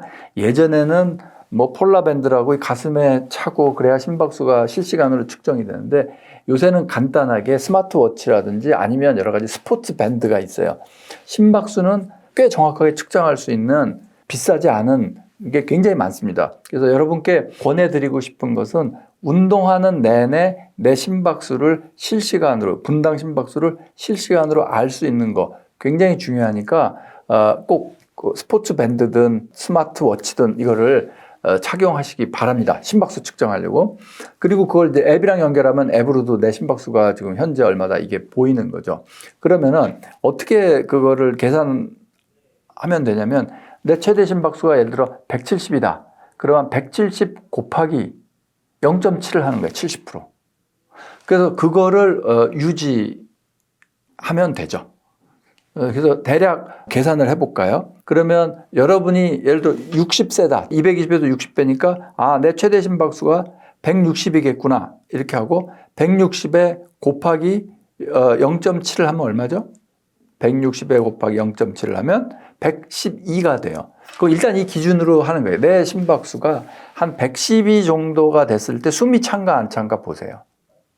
그러면 110이 됐을 때 너무 힘들고 숨차다. 그러면 체력이 좀 약하신 거예요. 그러면 좀 더 떨어뜨려야 돼요. 65%나 이건 70%한 거고 좀 더 떨어뜨려. 그래서 그거를 한 달 정도 꾸준히 운동 안 하시던 분이 운동하면 처음엔 힘들어요. 그러다가 하다 보면은 이 정도 빨리 걸었으면 예전에는 막 심박이 120, 130 올라갔는데 지금 똑같은 속도로 걷는데 110밖에 안 되네. 그럼 체력이 좋아진 거예요. 그 얘기는 뭐냐면 이 심장이나 이 모든 게 좋아졌기 때문에 얘가 1분에 110번만 뛰어도 예전에 130번 열심히 뛰어서 산소 공급 그렇게 많이 할 필요가 없어진 거예요. 엔진이 좋아져가지고 엔진이 천천히 돌아가도 쫙 나가게 된 거죠. 그래서 같은 수준의 운동을 해도 심박수가 자꾸 낮아지잖아요. 그럼 건강해진 게 돼요. 그러면은 똑같은 속도로 시속 6km로 걷는다. 막 빨리 걸어요. 시속 6km로 걸을 때 내 심박수가 130이었는데 이제 110이 됐다. 그러면 심장이 많이 건강해진 거거든요. 그 경우에는 운동 안 하고 있을 때 휴식기 심박수도 툭 내려갑니다. 휴식기 가만히 있을 때 내가 70이었어. 그런데 갑자기 60, 58 내려가요. 가만히 있을 때 심박수가 내려간단 말이에요. 그래서 내 평균 심박수가 내려가요. 그럼 어떻게 될까요? 심박수가 내려가니까 불안감이 사라져요. 훨씬 줄어들어요. 분노가 줄어들어요. 이걸 하는 거예요. 운동 한 번 한다고 분노가 줄어들지 않아요. 내 심장이 웬만해서는 빨리 안 뛰게 정도로 튼튼해지는 거예요. 그래서 심장을 튼튼하게 하면 뭐 강심장 이거 되는 거예요. 그럼 어떻게 돼요? 분노가, 두려움이 사라진다니까, 진짜요. 그러니까 무슨 효과가 있는 거예요? 왜 정신과 가서 불안장애다 그럼 무슨 약 준다고 그랬어요? 심장 살살 뛰는 약, 말하자면 이걸 주는 거예요. 그런데 그런 약을 안 먹고도, 모든 약에는 약간씩 부작용이 있습니다. 그런 약을 안 먹고도 내가 단순히 운동만으로도 심장이 천천히 뛰어도 이게 마음근력 훈련이에요. 가장 여러분이 즉각적으로 느낄 수 있는 마음근력 훈련은 한 달, 두 달에서 느낄 수 있는 건 매일 이걸 하는 거예요. 이거 매일 할 수 있어요. 내 최대 심박수의 65% 또는 70%, 110 정도. 체력이 좀 좋으신 분은 이걸 120까지 올려도 돼요. 더 젊으신 분은 130까지 올려도 괜찮아요. 그래도 여기에 이 안에 있게 돼요. 130까지 있게 돼도 점점 좋아져요. 그래서 그거는 다 자기가 찾아가는 거고요. 자, 그러면 존2냐 아니냐, 훈련이 아니냐를 결정짓는 건 자꾸 여러분들이 물어봐요. 뭐 자전거 타도 존2가 돼요. 실내 자전거도 돼요. 수영해도 존2가 돼요. 그런 질문을 하신다는 것 자체가 존2 훈련을 이해를 못 하신 거예요. 종목하고 상관이 없어요. 뭐하고 상관이 있어요? 내 심박수랑 상관이 있어요. 등산해도 존2 훈련이 돼요? 당연히 되겠죠. 근데 굉장히 어렵겠죠. 왜냐하면 등산은 어때요? 막 가파르게 올라갔다 내려갔다. 가파르게 올라갈 때도 심박수 120. 그러면 그 가파른 길을 엄청 천천히 올라가야겠죠. 심박수 확 넘어가지 않게. 그럼 진짜 천천히 살살 올라가야 돼. 그러니까 내리막길이야. 내리막길은 그냥 내려오면 어떻게 돼요? 심박수 막 80, 90으로 떨어지면 안 되잖아요. 그럼 내리막길은 미친 듯이 빨리 또 달려야 돼. 위험하기도 하고. 그래야 이 심박수가 유지될 거 아니에요. 그래서 등산에서는 심박수 유지하기가 어려울 거예요. 그런데 등산도 예를 들어 정말 트레일 러너, 산을 막 달려다니시는 분들이 있거든요. 그런 분들은 웬만큼 언덕 올라갈 때도 이 심박수가 120, 130으로 그냥 다 해요. 자기 존투로 이게 다 돼. 그럼 어떻게 돼요? 그런 분들은 올라갈 땐 좀 살살 올라가다가 살살 뛰다가 내려올 때는 빨리 뛰다가 이래서 120을 맞추겠죠. 예를 들면. 그럴 능력이 있으면 등산도 돼요.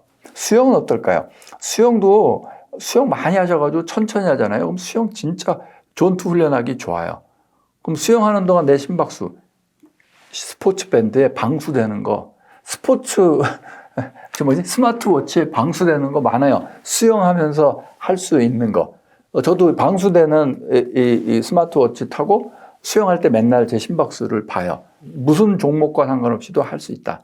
실내 자전거는 더 쉽죠. 미세먼지가 많다든지 날씨가 춥다든지 비가 온다든지 그러면 실내에서 실내 자전거 타면서 내 심박수 재가면서 이걸 하면 아주 좋죠. 그래서 꼭 밖에서 하냐 안에서 하냐 뭐 이런 거 상관없이 내 심박수를 70%, 최대 심박수 70%, 60% 여기 유지하면서 적어도 한 30분 이상 꾸준히 하면 좋다. 그러면 뭐가 되느냐? 젊어지는 효과가 또 일단 있게 됩니다. 미토콘드리아 효율도 올라가고 이거 하면 미토콘드리아 효율 많이 올라가요. 체력도 좋아지고 등등 많이 효과가 있고요. 존투 훈련하면서는 또 뭐가 될까요? 고유감각 훈련을 어텐션을 하기가 쉽죠. 왜냐하면 내 몸이 그렇게 헉헉대고 힘든 상태가 아니어서. 그래서 존투 훈련을 운동 명상 삼아 꾸준히 하루에 1시간이든 적어도 30분이든 매일 한 달만 하시면 달라질 겁니다. 앉아서 눈 감고 명상, 앉아서 하는데 자꾸 부정적인 생각이 올라요. 무릎이 아파요. 허리가 아파요. 아니, 무릎이 아프고 허리가 아픈데 왜 앉아서 명상을 하세요? 명상은 꼭 앉아서 할 필요가 없어요. 제일 그냥 간단히 시작할 수 있는 게 앉아서 하는 거니까 앉아서 하는 거지. 무릎이 아프고 허리 아프고 서서 하든지 존투 운동 달리면서 걸으면서 그걸 강력하게 추천을 드립니다. 분노가 많고 그래 내 감정을 눌러야겠어. 내가 그것도 못해. 나는 왜 이렇게 쓰레기 같아. 이러면서 자기 자책하면서 앉아가지고 이러지 말아야지. 이게 잘못된 생각이에요. 내가 이런 큰 문제가 있다 그러면 그거 해결도 가능해요. 근데 그 방법을 잘못 생각하는 인텐션, 내 의도를 어떤 증상이나 행동에 직접 적용하는 건 잘 안 되지만 배경이 되는 여기를 발달시키고 이러는 건 돼요. 멘탈이 세다, 정신적, 의지력, 이를 악물고 하는 게 한 차원이 있으면 별도로 몸이 튼튼하고 뭐 건강하고 아프지도 않고 아니면 근력이 세고 이 덩어리도 또 있을 거고, 그거 말고 와 일을 잘해, 굉장히 창의적이고 문제 잘 풀고 툭툭툭툭 일도 잘해, 이게 서로 다른 영역이라고 착각하는데 이건 하나입니다. 하나. 다시 말해서 몸이 건강해야 인간관계도 좋아지고 설득도 잘하고 그다음에 성취 역량도 생기고 이게 다 이게 생기게 되죠. 그다음에 또 이걸 또 이제 강조하고 싶은데 마음 근력 그러면 막 이를 악물고 뭐 끈기 있게 말이야. 그다음에 의지력, 뭐 정신력 이런 말 있잖아요. 의지력. 그거요. 의도로 내 정신력이 싹 올라간다? 아닙니다. 많은 사람들이 착각하는 게 이런 착각을 하죠. 뭐냐면 그거다 우리 어려서 만화를 너무 많이 봐서 그래요. 슬램 덩크나 더 옛날 공포의 외인구단 이런 만화를 보면 뭐가 되냐면 그래가지고 어떤 계기, 사랑하는 사람의 얼굴 뭐 이런 거 아니면 또 갑자기 무슨 기억이 떠올라. 그러면 갑자기 슈퍼인간이 됩니다. 초능력이 발휘가 돼요. 그거요 완전 말하자면 재미로 보는 픽션이에요. 실제로 보세요. 잘 보세요. 자, 이제 의지력을 발휘한다 할 때, 어떤 의지력, 끈기를 발휘한다 할 때 우리가 어떤 일을 한다고 칩시다. 뭐 원고를 쓰든지 아니면 뭐 무슨 동영상 편집을 하든지 일을 한다고 쳐봐요. 그 어떤 사람이 딱 자 일을 하기 시작해서 1시간이고 2시간이고 쫙 집중해서 일을 하죠. 그러려면 뭐가 있어야 되냐면 체력이 받침이 돼야 돼요. 그거 당연하지. 아니 근데 더 근본적이에요. 그리고 우리가 흔히 생각하는 그 집중력을 쫙 발휘한다든지 의지력이 뛰어난 사람은요 몸이 튼튼한 사람이에요. 아닌데 제 몸이 허약해도 의지력, 아니 그런 일은 안 벌어져요. 또 하나만 예를 들어 봅시다. 우리가 이제 이 근육으로 뭐 어떤 일을 한다고 쳐봐요. 하나 예를 드는 거예요. 일 하다가 여러 가지 그 원인에 있어요. 그 역치, 스레시홀드가 있어요. 그걸 넘어서면은 이 자동 차단이 돼요. 내 의지와는 상관없이. 그래서 더 이상 전혀 근육을 쓸 수 없는 상태로 툭 떨어져 버려요. 저는 캐틀벨 하다 그런 거를 경험한 적이, 쫙 캐틀벨 하다가 이건 내 의지와 상관없이 그냥 팔이 근육이 마비되듯이 힘이 하나도 쫙 빠지는 순간이 돼요. 언제 그렇게 되냐면 뭐 여기 무슨 뭐 글루코겐이 떨어져서 뭐 혈당이 떨어져서 그런 것도 있지만 가장 대표적인 거는 이 온도가 올라가잖아요. 이 근육의 온도, 특정한 온도, 계속 열이 발현되잖아요. 그러면 이 신경망이나 근육을 우리가 이 신체가 보호하려는 시스템이 있어요. 다시 말해서 엔진 과열되면 이렇게 다운시키는 것처럼 그 보호 장치가 있기 때문에 그냥 다운이 돼버려요. 그러니까 단순한 어떤 의지로 꾸준히 간다? 그거는 엄청난 한계가 있어요. 그러면 우리 몸을 잘 들여다보면 신경망 있죠.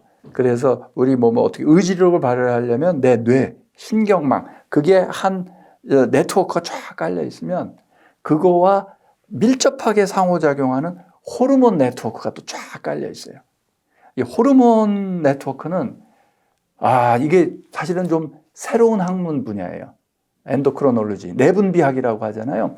이거는 정말 신비해요.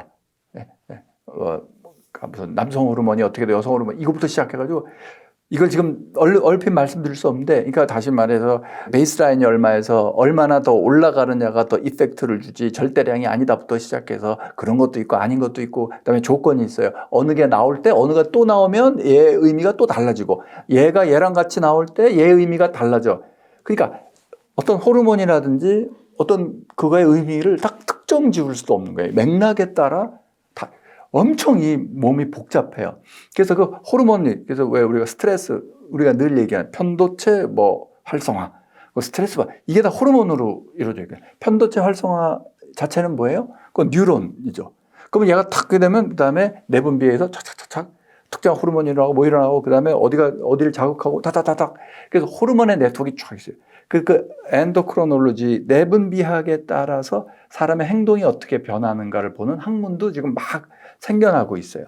그래서 그러면 내 몸의 호르몬의 네트워크, 얘가 얘한테 영향을 주고 이 영향을 주고 도파민 나오면 뭐 어떻게 되고 쫙 있어요. 또는 거꾸로 내가 근육을 어디를 얼마큼 강하게 훈련 쓰면은 내 몸의 도파민 레벨이 올라가고, 그러니까 호르몬이 언제 더 나오고 아니 나오고. 그 다음에 식욕, 우리 흔히 혈당 떨어진다 이런 얘기하죠. 뭘 잘 안 먹으니까 혈당이 떨어져. 실제로는 그렇지 않아요. 안 먹는다고 혈당이 툭툭 떨어지거나 그러지 않아요. 제가 72시간 단식할 때 혈당을 계속 재거든요. 어느 정도 넘으면 36시간 동안 아무것도 안 먹기 시작하면 혈당이 오히려 조금 올라가요. 왜냐하면 내 몸에 있는 지방, 단백질을 스스로 분해하기 시작한 거죠. 그러니까 오히려 안 먹었는데 혈당이 탁 올라가요. 혈당으로 배고픈 게 생긴 게 아니에요. 호르몬 때문에. 식욕을 조절하는 호르몬이 나오고 그래요. 그것 때문에 이제 생기는 거고 그래요. 그러면은, 자, 보세요. 우리가 눈으로 보고 어떻고 움직이고 하는 거에 따라 호르몬이 달라지고 뉴런이 네트워크가 달라져요. 이 레벨이 있어요. 그리고 행동 레벨이 있어요. 그 다음에 장기도 연결돼 있어요. 심장, 제가 이제 설명드렸던 이 횡격막, 내장에서 올라오는 이 장기도 쫙 또 연결돼 있어요. 뇌신경계로 어디 연결되고 이런. 그러면 장기들의 연결망. 장기를 연결하는 건 뉴런일 수도 있고, 호르몬일 수도 있고, 그 다음에 내 행동이 얘한테 이 시스템에 영향을 주고, 이 시스템이 또 행동에 영향을 줘요. 자, 그러면 우리가 끈기를 발휘한다. 정신력을 발휘한다. 그건 뭐죠? 다 행동 차원이에요. 그럼 이 행동 차원에 이 사람이 어떻게 정신력을 발휘한다 할 때 이 뒷단에서 여기서 뉴런이 문제인지 호르몬이 문제인지 그냥 근육이 문제인지 어떤 특정한 사람, 그 사람이 그냥 심장이 약해가지고 그러는 건지 우리가 어떻게 알아요? 몰라요. 이게 굉장히 중요한 포인트인데 어떤 착각에 사로잡혀 있냐면 우리 몸이 그냥 기계처럼 돌아가고 내 의지라는 건 사실 의도예요. intention. 나 이렇게 할 거야. 내 intention으로 이 모든 거를 다 조절할 수 있다고 엄청난 착각을 하는 거예요. 아니에요. intention으로는 직접적으로 조절이 안 돼요. 대표적인 게 이겁니다. 감정 같은 거. 내가 걱정할 필요가 없지. 알았어. 나 이제 걱정 안 할래라고 아무리 굳게 결심을 해봐요. 걱정이 사라져요? 안 되죠. 내 의도로는 안 돼. 그러면 그냥 어차피 안 되는 거야. 그러면 포기하고 살라고? 아니요. 되는 방법이 있다 이거죠. 되는 방법. 되는 방법은 요 시스템에 뉴런이면 뉴런, 호르몬이면 호르몬, 이 시스템에 도움을 주도록 간접적으로. 그러니까 무슨 얘기냐면 인텐션, 내 의도를 어떤 증상이나 행동에 직접 적용하는 건 잘 안 되지만 이 뒤에 배경이 되는 여기를 발달시키고 이러는 건 돼요. 말이 좀 어려운데 이런 거예요. 이게 굉장히 무거운 덩어리라고 칩시다. 근데 내가 이게 지금 한 50kg 돼서 한 손으로 잘 못 든다고 가정을 합시다. 그런데 내 의도를 발휘해. 난 이거 들고야 말겠어. 내 정신력인데 이걸 못 들겠어. 눈 감으니까 막 사랑하는 사람의 얼굴이 떠올라. 이거 들어야 돼. 내가 이걸 들기 위해서 이렇게 살아왔어. 그래서 만화에는 번쩍번쩍대고 옛날 장면, 옛날 웃고 떠들는 즐거운 장면, 슬픈 장면 떠오르면 갑자기 힘이 나서 퍽 들죠. 그거를 생각하는데 그건 현실적으로 불가능한 거예요. 그럼 이 50kg를 못 드냐? 아니, 의도를 이걸 들고야 말겠어로 발휘하는 게 아니라 이거죠. 어떡하냐? 이건 들어야 돼? 알았어. 필요한 거? 내 관절과 이두근 강화시켜야겠군. 어떻게 해야 돼? 의도를 어디다 발휘해야 돼요? 이두근 훈련. 여기다 발휘하라는 거예요. 이걸 이 자체에다 들어올릴래? 여기다 하는 건 안 되니까. 이두근 훈련을 한참 하면은 나중에 자, 해보자. 들어진다 이거예요. 그러니까 의도를 발현하는 방향을 훈련으로 해야 돼요. 마음 근력 훈련 이런 걸 해야 돼요. 그래서 내가 정말 불안감이 많고 불안이 막 올라오고 분노가 많고 그래. 앉아가지고 내 감정을 눌러야겠어요. 내가 그것도 못해. 나는 왜 이렇게 쓰레기 같아. 이러면서 자기 자책하면서 앉아가지고 이러지 말아야지. 이게 잘못된 생각이에요. 마치 이 50kg을 손 든 다음에 내가 이것도 못 들다니 제발 쟤는 드는데 나는 바보야 이러고 맨날 이러고 있어요. 영원히 못 들어요. 그럼 이거 빼고 이거 해야지 이거. 그렇죠? 그거 하자는 얘기예요. 지금 우리가 그래서 그걸 먼저 이해를 해야 돼요. 내가 직접적인 의도로 안 되는 게 있구나. 뭐 예를 들면 그 허리 디스크 환자, 뭐 목 디스크 환자가 있다고 칩시다. 뭐 자꾸 목이 아파. 근데 앉아가지고 이까지 통증 내가 못 견디겠어. 통증아 사라져라. 그리고 눈 감고 앉아 있으면 사라질까요? 내 의지로? 안 되죠. 그거 어떻게 해요?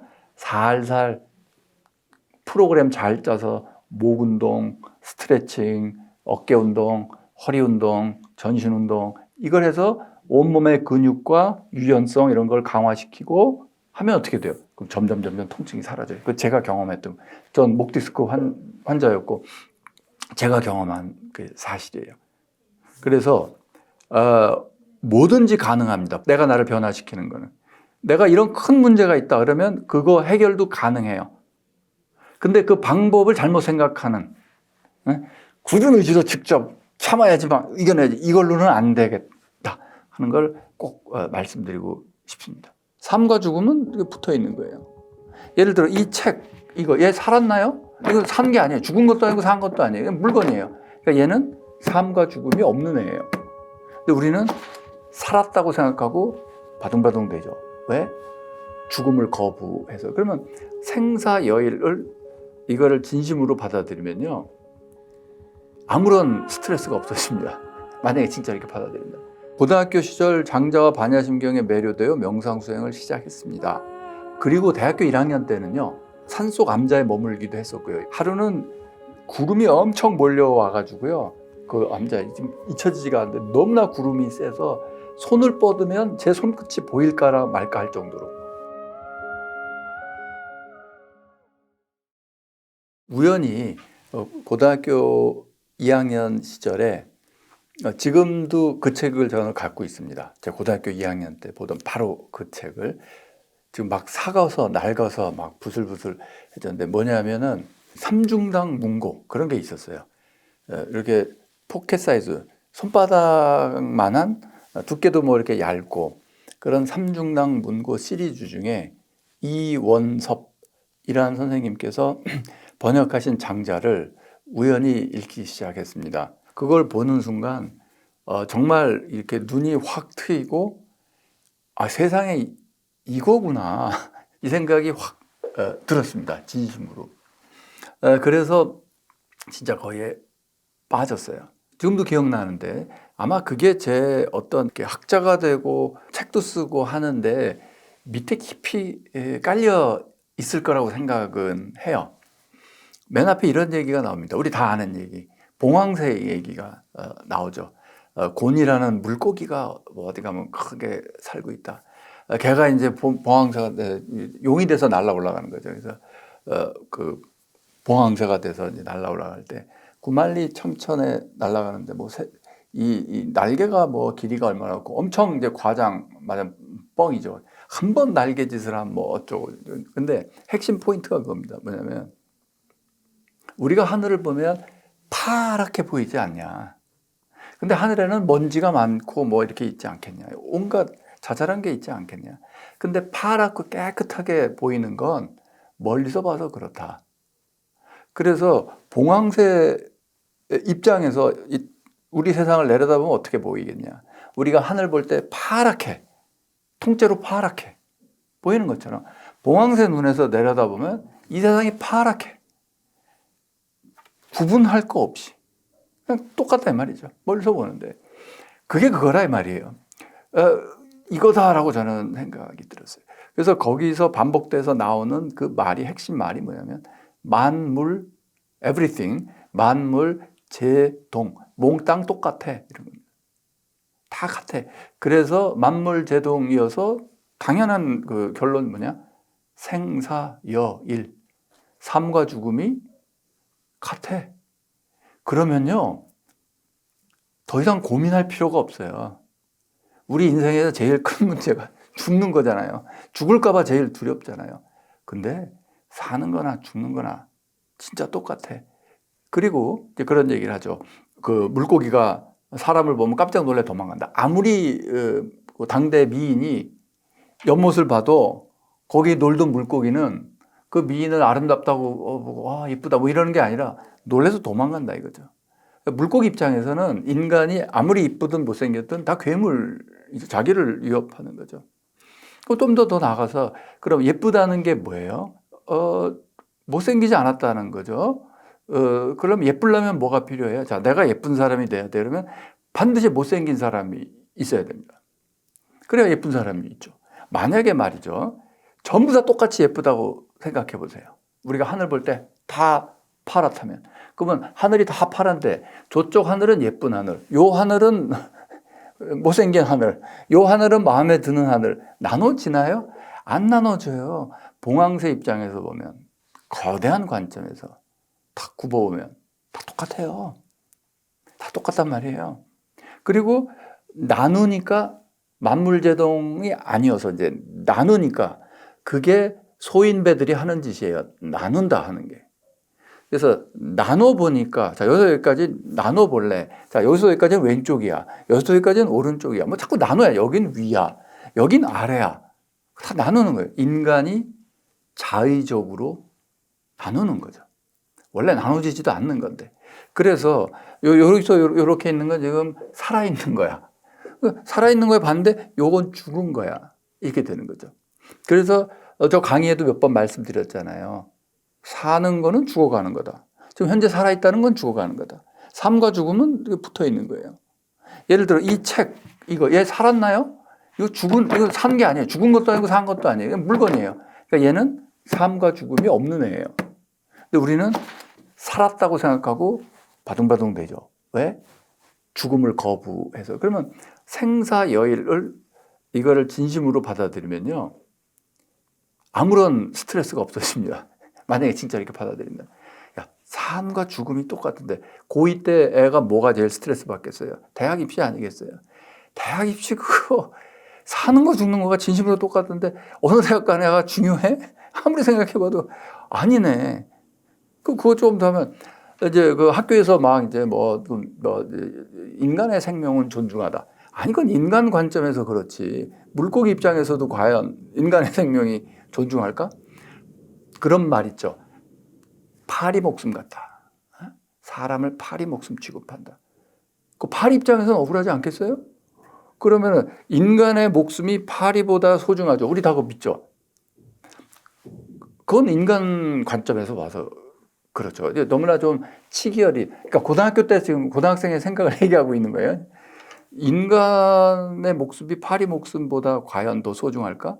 그건 어떠한 철학이나 어떠한 수학이나 어떠한 학문으로도 증명될 수 없다. 그게 제 결론이었어요. 그 당시에. 아니, 이게 다 똑같은데. 인간 입장에서, 내 입장에서, 넌 파리잖아. 그러니까 내가 더 소중하지. 요 정도. 그거는 인간 관점에서, 절대적인 관점에서 인간의 목숨이 파리 목숨보다 더 소중하냐. 그렇게 확실하게 말할 수가 없을 것 같은데, 이제 고등학교 시절에 그런 생각을 한 거예요. 그런 생각을 하고 있으면 공부가 되겠어요? 일단. 근데 일단 굉장히 행복한 고등학생인 건 맞죠. 왜냐하면 야, 사는 거 죽는 게 다 똑같은데 니들은 지금 열심히 무슨 대학 가려고 그거 하고 있구나. 아이고 불쌍해라. 뭐 이러고 이렇게 되는 거죠. 그런 관점에서 이렇게 쭉 보다 보면 이 우리가 배우는 의무교육에서 배우는 뭐 수학, 과학, 뭐 이런 학문들 여러 가지 학문들은 다 나눠요. 나눠서 분석을 하고 인과관계를 보고 막 이걸 지금 보는 거예요. 근데 저는 그 당시 고등학교 때 내 유일한 스승은 장자다 그랬거든요. 우리 나 혼자 우리 장자 선생님 말씀에 따르면 이거 다 쓸데없는 짓 하는 거구만. 그 생각을 한 거예요. 그 당시는 제가 이제 교회를 다니고 있었지만, 전 초등학교, 중학교, 고등학교까지, 대학 가서 좀 덜 다녔어요. 교회를 다니고 있었지만, 이 서양 학문은 다 성경 번역 철학자들이 한 거구나. 그냥 그래서 그거 나눠가지고 뭐 이렇게 한 거지. 장자 선생의 관점에서 보면 이거 한마디로 다 우습네. 뭐 이렇게 이제 생각하고 있는 거죠. 근데 이러다 보니까 장자랑 꼭 같이 붙어서 있는 게 노자예요. 노장사상이란 말도 있는 것 같고. 그래서 노자를 읽었습니다. 그리고는 약간 실망을 했죠. 역시 장자 선생님의 스케일에는 얘는 그냥 정치학자에 불과하겠구나. 저 지금의 제 생각 얘기하는 거 아니에요. 고등학교 때 제가 그래서 노자는 한 수 아래다. 굉장히 프랙티컬하고 현실적이고 노자가 현실적이라니. 아니 거기 잘 보세요. 정치적인 뉘앙스가 많아요. 노자 안에는. 그래서 장자는 거의 없어요. 무슨 뭐 왕도 나오고 뭐 무슨 공도 나오고 하지만 그냥 그분은 진짜 스케일이 와장창 크죠.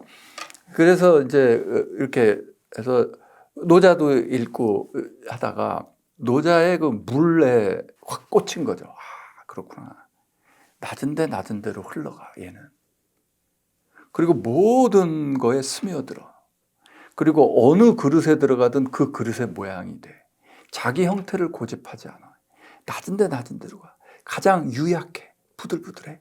근데 그 모든 걸 흡수하고 모든 걸 녹여버리고 어느 것도 물을 깰 수가 없어요. 왜냐면 깨트려지지 않잖아요. 물은 튀겨나가지 깨지지가 않잖아요. 와, 이게 물이 제일 센 거구나. 물처럼 살아야 되는구나. 진짜 강한 거구나. 세상 만물을 고요하면 물은 세상 만물을 있는 그대로 비추는구나. 이렇게 살아야 되겠구나. 그래서 난 물처럼 살아야겠다. 그래서 이제 장자 읽고 노자 읽고 사춘기 시절에 말하자면 겉멋이 들려서 치기 어린 마음에 그럼 뭘 해야 되겠어요? 다 옛날 사람들은 호가 있는 것 같단 말이에요. 나도 호를 지어야지. 아무도 나한테 호를 안 지어주니 내가 지어야지. 그래서 역시 수, 노자에서 가져온 수를 딱 갖다 놓고 고민을 한 거예요. 이제 그럼 수 앞에 뭘 넣을까? 뒤에 뭘 넣을까? 여러 가지를 전 비 오는 걸 좋아해서 비를 넣을까? 그러다 좀 이상하다. 뭐 해서 이제 비는 물의 일종이니까. 그래서 이제 또 어렸을 때 그 초등학교, 중학교 이럴 때 그 부모님이 등산을 좋아해서 산에를 많이 갔어요. 저 초등학교 때 이렇게 산에를 많이 무슨 도봉산, 북한산, 뭐 설악산 산에를 많이 갔어요. 그럼 산에 가면은 꼭 그 계곡. 그 당시는 요즘은 그게 안 되지만 계곡 깨끗한 그 상류 물 받아가지고 그냥 아무 데서나 버너 피워가지고 밥을 해 먹을 수가 있었어요. 요즘은 그거 어디도 안 되죠. 그 옛날에 그런 전 그 추억이 있어요. 그래서 계곡을 좋아했어요.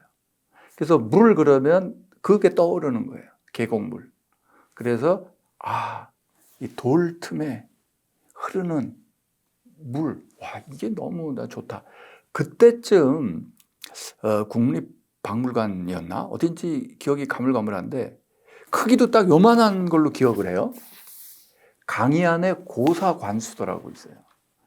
돌에 탁 기대서 흐르는 물을 쫙 보고 있는 거예요. 그러니까 고사, 높은 선비가 관수, 물을 바라보고 있는 그림. 15세기 그림일 거예요, 강이 안. 그 그림을 보고 이거다. 나는 여기 앉아있는 이 선비 같은 삶을 살아야 되겠다. 물을 보고. 근데 물을 보는데 어디서? 그 물은 이 계곡, 바위 틈에 흐르는 물. 그래서 거기 있는 계곡의 바위에 이렇게 기대서 물을 바라보는 이런 선비가 살짝 그려져 있는데 바위와 구별이 안 되죠, 사람이. 자연의 하나죠. 와, 너무 멋있어 보이는 거예요. 이렇게 살아야 되겠다. 고사관수도. 그래서 그 그림을 너무 좋아해서 지금도 있어요. 원본 비슷한 거 아주 잘 프린트 된 거 있잖아요. 그걸 액자에 걸어서. 그걸 고등학교 시절부터 내내 거기다 이렇게 걸어 놓고 지금은 어디다 치고 있는 집 어딘가에 있을 거야, 아직. 그거를 걸어 놓고 이렇게 살아야겠다. 지금도 저는 가장 어떤 이상적인 제 모습은, 삶의 모습은 고사가 돼서, 선비가 돼서 물이나 바라보고 사는 그걸 늘 생각하고 있습니다. 그러면 이제 물에다가 계곡물 하려면 어떻게 해야 돼요? 돌석을 넣은 거죠. 돌 사이에 흐르는 물. 돌과 함께 있는 물. 돌과 같은 사람. 말이 없고 조용하고 그런 사람. 근데 가만히 생각해 보니까 지구가 땅과 바다로 이루어져 있잖아요. 야, 지구가 석수네. 이게 석수가 다네. 그래서 야, 이건 아주 간결하게 돌석의 물수. 그래서 여기 제 회복 탄력성 책에도 그렇고요. 이 내면 소통 책에도 그렇고 서문 끝에 석수 이런 말이 써 있을 겁니다. 그게 고2 때 지은 제 호입니다.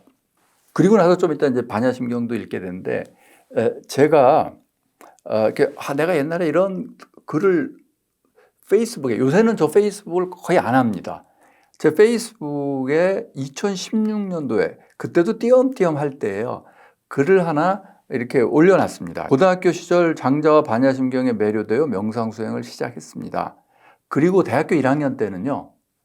대학교 1학년 때는 산속 암자에 머물기도 했었고요. 요거는 저희 그 외삼촌, 저 어머니의 오라버니가 저기 외삼촌이 저기 사셨어요. 거기 태안, 충남 서산군 태안. 대학교 1학년 되자마자 여름방학 때 또 태안 거기를 가는데 제가 특별히 부탁을 해서 외삼촌 그 외숙모님 부탁을 해서 그 뒤에 암자가 있거든요. 거기 좀 내가 살게 해달라. 그래서 한 달 동안 저 혼자가 암자 건물에서 살았습니다. 그럼 밥은 어떻게 먹었냐? 그러면 거기서부터 암자에서 한 100m 걸어가면 거기는 이렇게 사람이 사는 절이니까 그거 있어요. 그래서 거기서 50m, 100m 좀 이렇게 좀 아래로 내려 떨어진 데는 이렇게 독채 암자, 저 혼자 조용히 있는 거기서 한 달 동안 살았어요. 그럼 밥을 어떻게 먹냐? 그러면 파블로프의 개처럼 식사 때가 되면 찡 벨이 울려요. 그럼 막 이렇게 침을 흘리면서 가서 밥을 먹고 또 와서 이제 절밥이죠. 그거 먹고 혼자 그렇게 했었어요. 그리고 그 앞에 이렇게 너럭바위 같은 게 쫙 있어서 해 떠지는 거 보고 한마디로 왜냐면 저는 장자같이 아니면 고사 관수도에 있는 그 선비같이 뭐 이렇게 도 닦으면서 살아야 되는 사람이니까 근데 그거를 이제 한 달 동안 가서 했어요. 하루는 구름이 엄청 몰려와 가지고요. 그 암자 지금 잊혀지지가 않는데 너무나 구름이 세서 손을 뻗으면 제 손끝이 보일까라 말까 할 정도로 꽉 차 있는 그런 날도 있었고 아무튼 거기서 그렇게 있었습니다. 그래서 템플스테이라는 개념은 그때 아예 없었던 시절이죠. 그래서 옛 기억을 되살리기 위해서 이제 고등학교 2학년 때 장자에 이렇게 꽂혔기 때문에 미술 숙제가 있었어요. 고등학교 2학년 미술 시간에 시화집을 그림과 너 시 써서 내라. 그걸 장자로 도배를 해서 냈어요. 그때 석수라는 호를 만들어서 쓰기 시작했어요. 그럼 석수 그러면 다 진로 토닉 워터, 이거죠. 미네랄 워터. 근데 제 기억에 제가 먼저예요. 조금 먼저 했을 거예요. 석수라는 호를 쓰고 있는데 무슨 미네랄 워터, 토닉 워터가 나와가지고 이거 금방 없어지겠지 했는데 아직도 안 없어지더라고요. 아무튼 제가 먼저예요. 좀 아쉽죠. 석수 하면 그거 떠오르니까. 그래서 장자 대종사에 나오는 문구로다가 이렇게 쫙 이게 썼어요. 2150 김주한 이렇게 써 있어요. 2학년 1반 50번이라는 뜻이에요. 그 학번이죠, 말하자면. 그래서 여기 보면 이렇게 쫙 그래서 이걸 보시면 제가 이때 정말 이 장자 대종사에 나오는 진인 호흡은 발뒤꿈치부터 나오고 이마는 넓고 편편하며 넓고 편편하잖아요. 그리고 세속적인 일에 열심히 즐겨 종사하는 듯 하지만 겉에서 보면 굉장히 열심히 일을 하고 있어. 하지만 그 속마음은 저기 멀리 우주를 자유롭게 논일고 있는 중이다. 진짜 얽매이는 게 없죠. 만물제동 생사여일인데 얽매일 게 뭐가 있겠어요. 그 진이는. 그래서 근데 이거를 제가 2016년도에 왜 올려놨냐? 여기 왜 뭐라고 써 있냐면요. 이 말씀을 드리려고요. 2016년에 쓴 거예요. 2016년 10월 4일에 뭐냐 하면 제가 이렇게 옛날에 고등학교 때까지 써둔 글들을 다시 뒤적이고 있는 것은 요즘 한창 쓰고 있는 내면소통 책 원고에 조금씩 인용하기 위해서입니다. 그러니까 저는요, 이 책 시작한 게, 내면소통 책 시작한 게 2014, 15년. 제가 2013년도에 그림책을 냈거든요. 그러니까 그 후 2014, 15년에 시작한 거예요. 그리고 2016년에는 금방 나오겠지 그러고 2016 여기 써 있듯이 한창 열심히 쓰고 있었어요. 2016년부터 한창 열심히 써서 2023년에 나왔습니다. 정말 이거는 제 시간을 갈아 넣어서 한 줄 한 줄 씹어먹듯이 쓴 겁니다. 대충 쓴 게 아니라. 야, 이게 이렇게 책이 두껍냐? 지인은 어떤 선배님은 좀 줄인 거예요, 이거. 제가 왜 줄인 거라고 자신있게 말씀드리냐면 초고 원고는요, 3분의 1이 더 있어요, 이거에. 그러니까 이거는 써놓은 내용의 3분의 2. 그리고 좀 스피리추얼한 내용, 좀 종교적인 내용, 금강경이나 뭐, 제가 강의 때 좀 말씀드렸던 반야심경의 깊은 내용, 이건 다 빠져 있어요. 그리고 좀 뭐 성경 말씀 인용하거나 종교적인 이런 얘기도 다 빠져 있어요. 어떻게 해서든지 줄여서 한 권으로 만들자. 그래서 겨우 지금 한 권으로 만든 겁니다. 그래서 좀 너무 두껍고 분량이 많아서 독자분들한테 죄송한데 나름 줄인 거고요. 2016년에 이미 여기 일종의 증거죠. 2016년 10월 4일에 써 지금 한창 쓰고 있는 내면 소통책 이런 말이 나옵니다. 그런데 사람은 참 변하지 않는다고 지금 제가 지금까지 말씀드린 게 여기 다 들어 있어요. 어떻게 보면 연결돼 있어요. 그래서 저는 이걸 2015년부터 쓴 게 아니라 어쩌면 1980년부터 썼는지도 몰라요. 장자도 노골적으로 들어오지 않고 쫙 뒷부분에 살짝 이렇게 넣고 했지만 전체적인 장자의 얘기와 정말 제가 아까 말씀드린 만물제동, 생사여일, 만물제동 통으로 하나 함부로 나눠보지 말고 구분하지 말고 하는 얘기를 물리학자 입장에서 하는 게 원래 우주가 나눠지지 않는다 얘기하는 게 바로 데이비드 봄입니다. 이 책의 6장 전체론적 세계관 우리가 당연시하게 여기는 칸트, 데카르트 이래 300년 됐어요. 그 기계론적 세계관 부분으로 이루어져 있고 부분 간의 상호작용으로 전체가 구성되고 등등 그 세계관이 아니다라는 거에 제가 확 매력을 느끼고 데이비드 봄을 막 공부하게 된 이유가 바로 장자에 있는 거죠. 그래서 이 책에서 뚜렷하게 데이비드 봄과 장자를 비교하거나 이런 건 안 했는데 자세히 들여다보시면 이래서 데이비드 봄의 생성 질서라든지 내재적 질서, 임플리케이트 오더라든지 전체성, 홀니스라든지 이 개념을 제가 내면 소통을 하는데 이렇게 적극 수용한 이유가 그 장자에 있다 이렇게 말씀드릴 수 있겠습니다. 네, 지금까지 아주 좋은 질문에 대해서 답변을 많이 드렸는데요. 이 책을 읽으시다 보면 여러 가지 질문이 더 많이 생길 텐데 저의 유튜브를 통해서 이 내용들 여러분이 궁금해하시는 것들을 계속 꾸준히 설명을 드립니다. 아주 기본적으로 고정은 일요일 날 밤 9시에 라이브로 항상 그 강연을 드리고요. 그 밖에도 수시로 동영상이든지 라이브로 이제 간간히 또 명상도 올려드리고 뭐 하도록 하겠습니다. 그래서 제 유튜브를 이렇게 좀 꾸준히 봐주시면 더 이해하시고 하는데 많은 도움. 저는 일종의 그걸 AS라고 생각을 합니다. 잘 들어주셔서 고맙습니다.